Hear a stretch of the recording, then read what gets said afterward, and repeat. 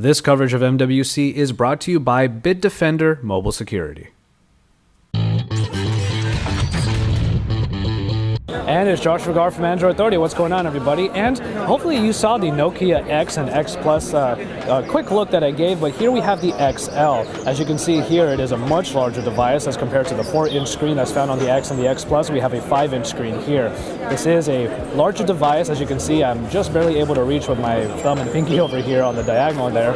But as far as the design goes, it does have that blocky look that is in the Nokia X and is pretty much permeated throughout Nokia's general line of smartphones. It has a really sturdy feel. It is a little bit lighter than your typical Nokia phone.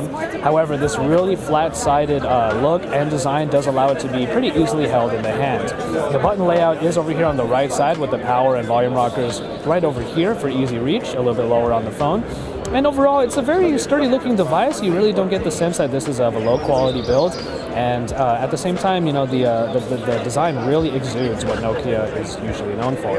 You do have just this simple back button right here, which should allude to you already what kind of user interface and experience you're going to be expecting. But other than that, there really isn't a whole lot else in terms of the design of the phone.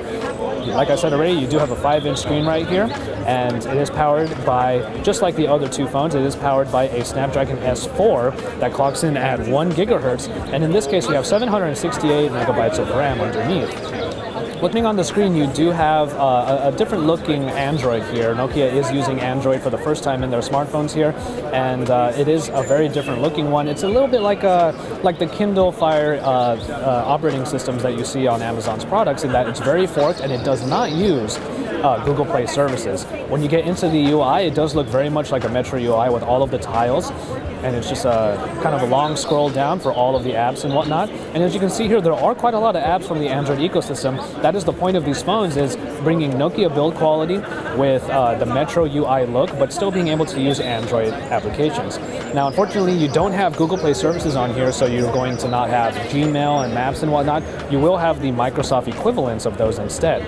But going through all of the applications, it's pretty easy to see that you are able to get them on here in one way or another. If not through the Nokia store, then through third-party applications that tap into the Android ecosystem in order to download the apps and install them on here.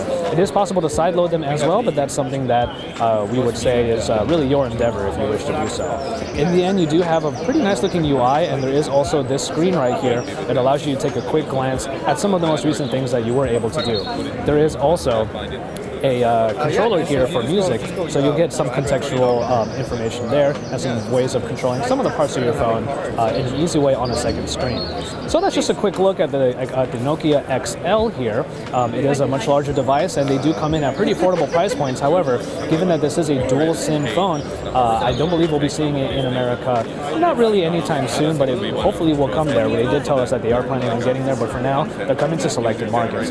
So the release will be a little bit limited, but until then, we're going to see what we can do to get our hands on one and give you a full review of Nokia's take on Android. Once again, this is Josh Regar from Android Authority. We're here at the Mobile World Congress in Barcelona, Spain, bringing you all the great coverage. Make sure you guys stay tuned.